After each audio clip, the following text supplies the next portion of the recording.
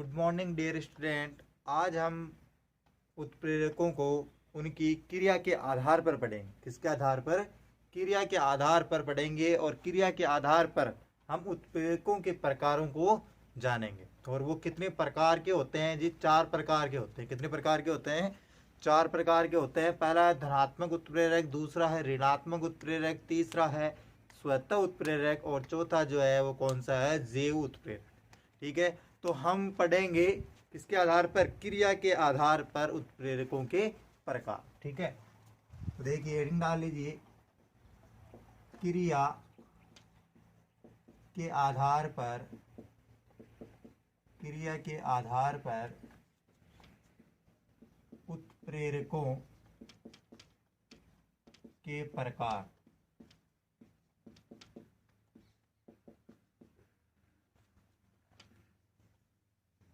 तो देखिए मैंने कहा कि पहला कौन सा बताया मैंने? धनात्मक उत्प्रेरक। तो देखते हैं पहले धनात्मक उत्प्रेरक नंबर 1। ठीक है ना, धनात्मक उत्प्रेरक।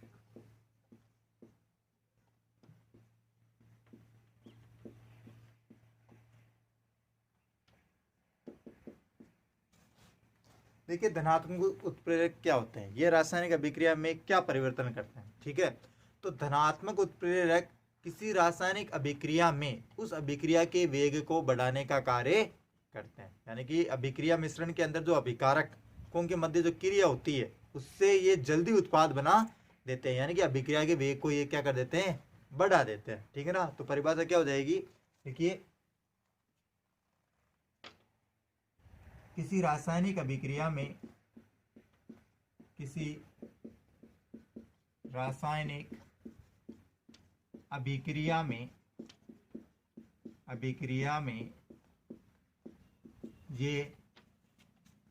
ये उत्प्रेरक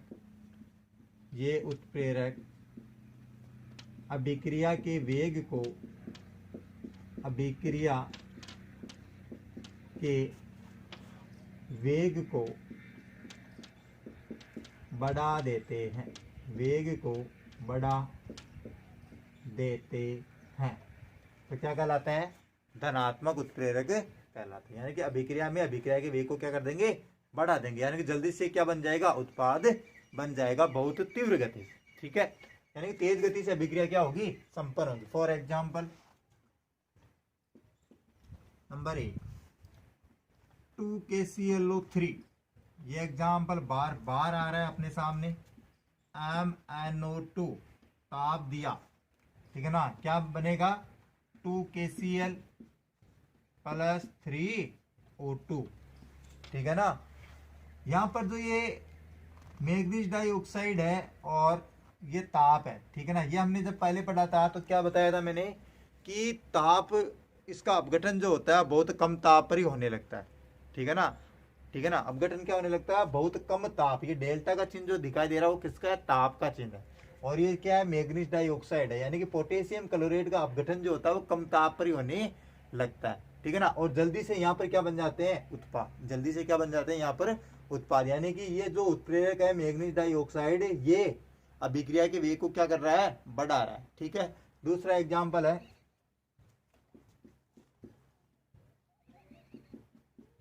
2SO2 + O2, नाइट्रोजन ऑक्साइड उत्प्रेरक है। यहाँ पर बनेगा क्या? 2SO3। आप सभी को पता है, ये सब नाम मैंने लिख रखे हैं पहले भी। SO3 क्या होती है? Try sulphur oxide. KCl क्या होता है? Potassium chloride. KClO3 क्या होता है? Potassium chloride. SO2 sulphur dioxide. और ये अपना क्या है? ऑक्सीजन। तो ये तो वो अपना धनात्मक उत्प्रेरक, यानी कि अभिक्रिया की गति को क्या कर देता है? बढ़ा देता है, वेग में क्या कर देता है? वृद्धि। ठीक है ना, फिर देखिए दूसरा है ऋणात्मक उत्प्रेरक। मिटा रहा हूं मैं इसको। दूसरा कौन सा है? ऋणात्मक उत्प्रेरक है, जो इसके ठीक विपरीत होगा। ठीक क्या होगा? इसके विपरीत। विपरीत होगा इसका मतलब अभिक्रिया के वेग को क्या कर देगा? कम। अभिक्रिया के वेग को क्या कर देगा? कम कर देगा। ठीक है ना, ऋणात्मक उत्प्रेरक नंबर 2, ऋणात्मक उत्प्रेरक। देखिए इसकी परिभाषा क्या हो जाएगी किसी रासायनिक अभिक्रिया में, किसी रासायनिक अभिक्रिया में ये उत्प्रेरक अभिक्रिया के वेग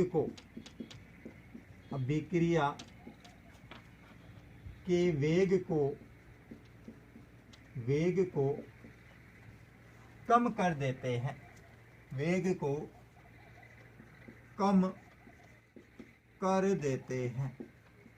कौन से उत्प्रेरक कहलाते हैं? ऋणात्मक उत्प्रेरक कहलाते हैं। ठीक है, अब इसका एग्जाम्पल देखिए,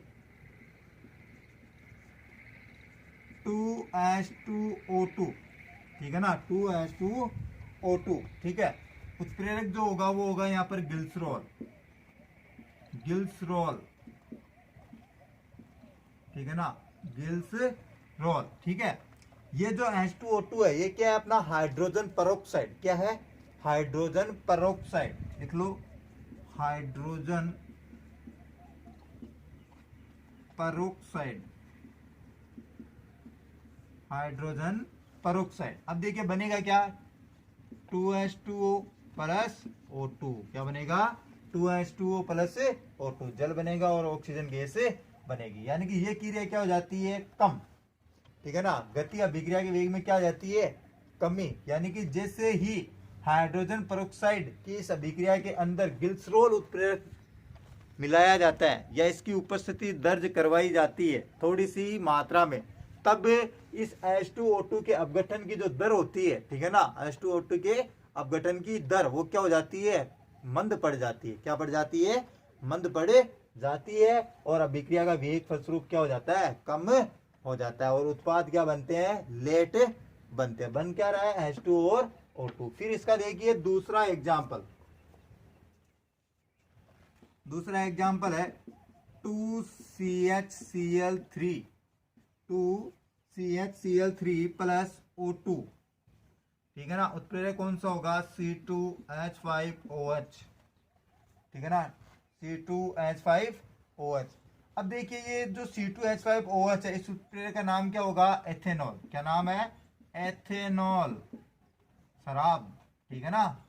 फिर देखिए ये जो है CHCl3, ठीक है ना, ये देखो 2 वगैरह तो ये मैंने इसलिए लगाया है कि आगे जो अभिक्रिया होगी वो संतुलित नहीं करनी पड़े।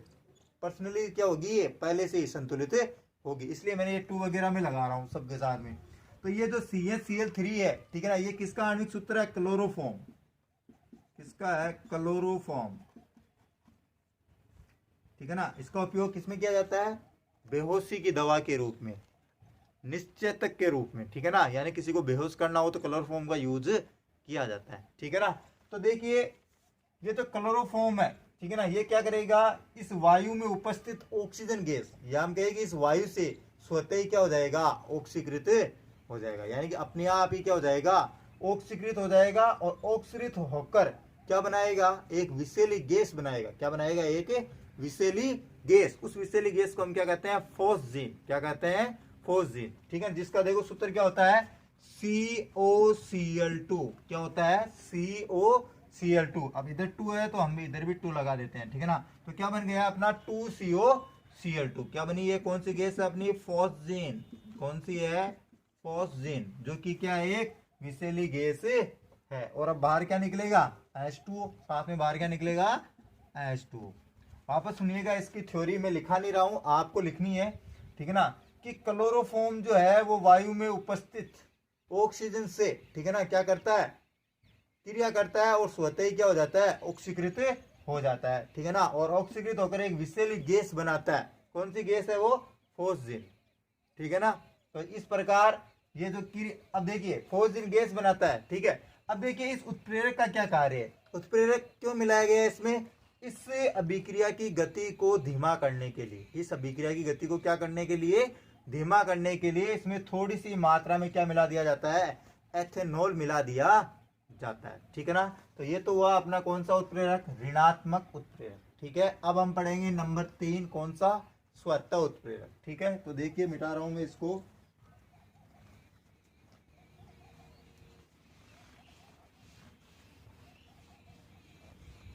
एथिल सॉरी वो कौन सा है, स्वतः उत्प्रेरक।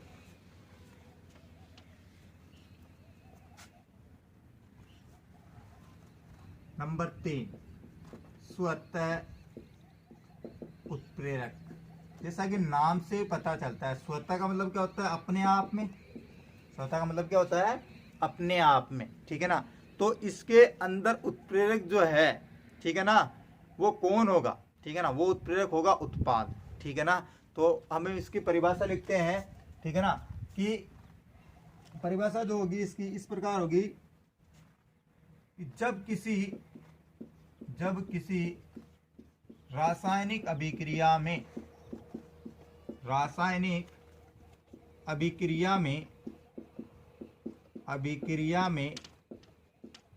बनने वाला उत्पाद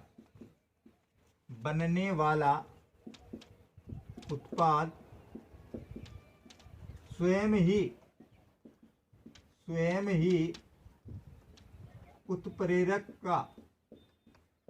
उत्प्रेरक का कार्य करने लग जाता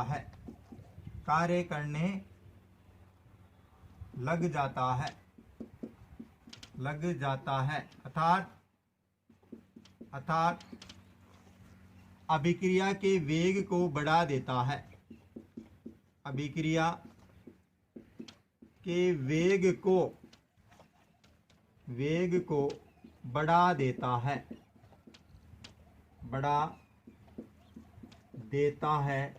तो वह उत्पाद स्वतः उत्प्रेरक कहलाता है। स्वतः उत्प्रेरक कहलाता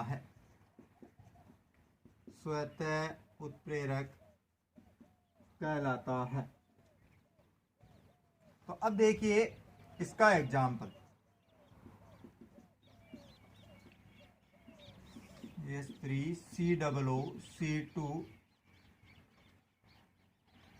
C2H5, ये क्या अपना एथिल एसीटेट, क्या है अपना एथिल एसीटेट। एथिल कौन सा है, C2H5 एथिल समूह है, ये एसीटेट हो गया, ठीक है ना। किसके साथ में क्रिया, जल के साथ में क्रिया। अब देखो परिभाषा क्या कहती है कि अभिक्रिया में बनने वाला उत्पाद किसका कार्य करेगा, उत्प्रेरक का। तो अभिक्रिया में अब उत्पाद कौन सा बनेगा, एक तो बनेगा CH3COOH, क्या बनेगा, CH3COOH, ठीक है ना। और एक क्या बनेगा, C2H5OH, क्या बनेगा, C2H5OH, ठीक है ना। ये दो उत्पाद बनेंगे। तो अब देखिए जो यहां पर इन दोनों उत्पादों में से कौन सा उत्पाद जो होगा वो क्या करने लग जाएगा, उत्प्रेरक का कार्य करने लग जाएगा। तो वो कौन सा होगा, सबसे पहले कौन बनेगा, एसिटिक अम्ल। कौन सा बनेगा, एसिटिक अम्ल। तो इसकी डेफिनेशन क्या होगी अब कि जब एथिल एसीटेट की क्रिया जल के साथ में करवाई जाती है तो उत्पाद के रूप में बनने वाला एसिटिक अम्ल थोड़ी सी मात्रा में जब बन जाता है तो फिर वो किसका कार्य करने लग जाता है, उत्प्रेरक का कार्य करने लग जाता है, और अभिक्रिया के वेग को क्या कर देता है, बढ़ा देता है। यानी कि फिर ये एसिटिक अम्ल जो है वो क्या करने लग जाएगा, स्वतः उत्प्रेरक का कार्य करने लग जाएगा, ठीक है ना। तो यहाँ पर ये क्या है, एसिटिक अम्ल, और ये क्या है अपना एथेनॉल, क्या है, एथेनॉल। तो समझ में आया होगा आपके कि किसी रासायनिक अभिक्रिया में बनने वाला उत्पाद स्वतः ही उत्प्रेरक का कार्य करने लग जाए या उसके अभिक्रिया के वेग को वो बढ़ा दे तो वह उत्पाद क्या कहलाता है, स्वतः उत्प्रेरक कहलाता है। तो यहाँ पर कौन सा उत्पाद है स्वतः उत्प्रेरक, एसिटिक अम्ल है, जो थोड़ी सी मात्रा में जब बन जाता है तो उत्प्रेरक का कार्य करने लग जाता है और अभिक्रिया के वेग को बढ़ा देता है। फिर देखते हैं हम नंबर 4 जो है वो है अपना जैव उत्प्रेरक। कौन सा है, जैव उत्प्रेरक। तो देखिए नंबर 4 उत्प्रेरक क्रिया के आधार पर। नंबर 4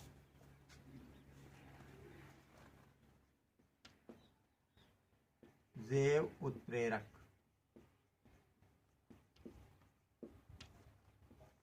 अब देखिए नाम आ रहा है जैव उत्प्रेरक, ठीक है ना, यानी कि ये जैव रासायनिक अभिक्रियाओं में प्रयुक्त किए जाते हैं। किसमें प्रयुक्त किए जाते हैं? जैव रासायनिक, जीवों में होने वाली अभिक्रियाओं, ठीक है ना, जीवों में जो क्रिया होती है उनके अंदर प्रयुक्त किए जाते हैं। तो देखिए किसी रासायनिक अभिक्रिया में, या ऐसे लिख लीजिए, वे रासायनिक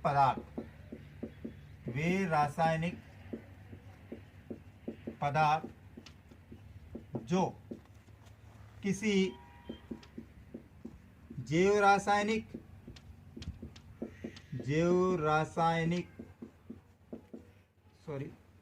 जो किसी जैव रासायनिक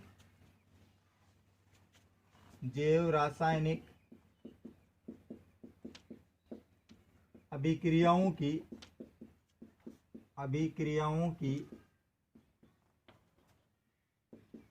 गति को बढ़ाने में काम में लिए जाते हैं,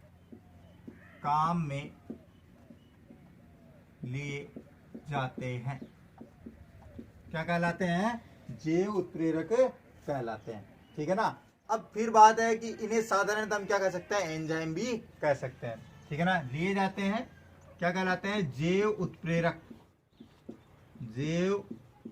उत्प्रेरक कहलाते हैं। इन्हें एंजाइम भी कहा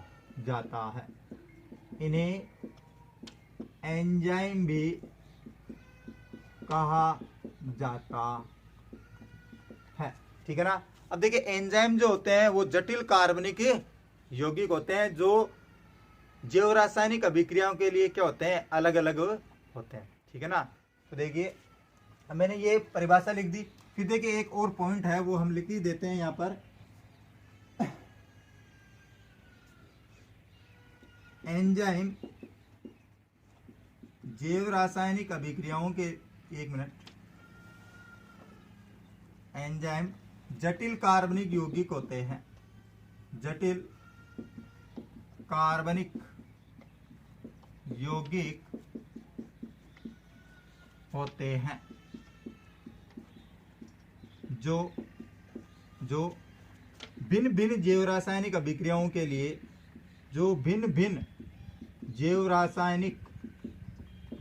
जैव रासायनिक अभिक्रियाओं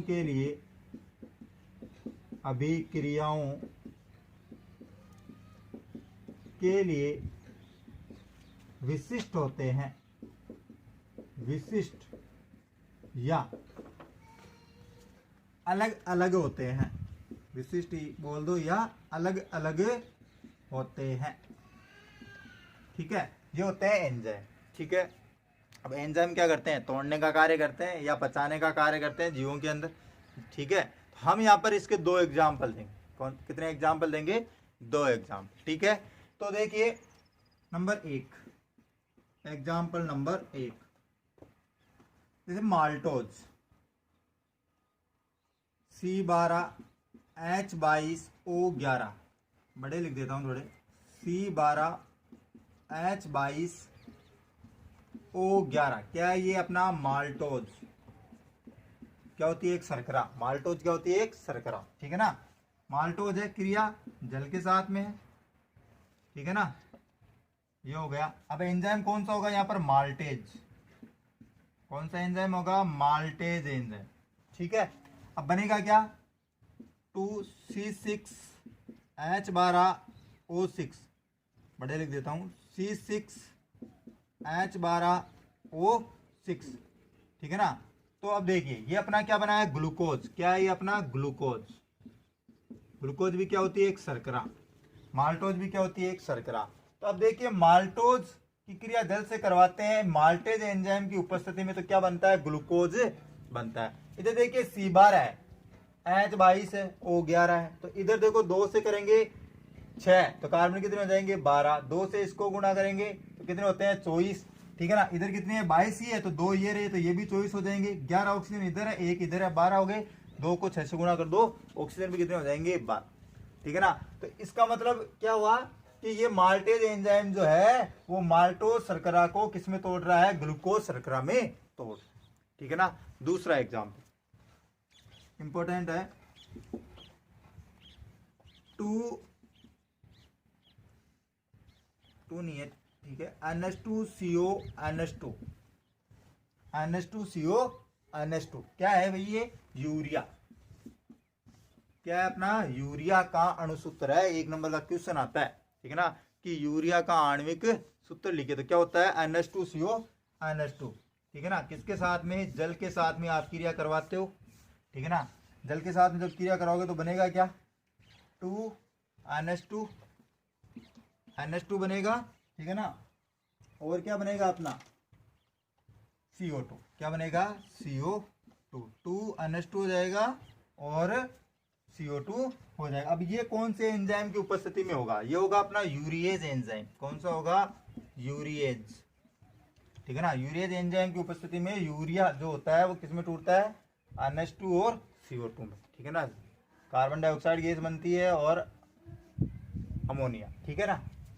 तो ये हुआ अपना क्रिया के आधार पर उत्प्रेरकों के प्रकार। कितने प्रकार के होते हैं, 4 प्रकार के होते हैं, ठीक है ना। अगली क्लास में हम मिलेंगे एक उत्प्रेरकों के नए टॉपिक के साथ में, जहां पर हम पढ़ेंगे कि उत्प्रेरकों को प्रभावित करने वाले कारक, उत्प्रेरकों को प्रभावित कौन कौन से कारक करते हैं। वो 2 कारक हैं, ठीक है ना, उत्प्रेरक वर्धक और उत्प्रेरक विष। और साथ साथ में हम उत्प्रेरकों के गुण धर्म को भी जानेंगे। ठीक है, धन्यवाद। आज की क्लास में इतना ही।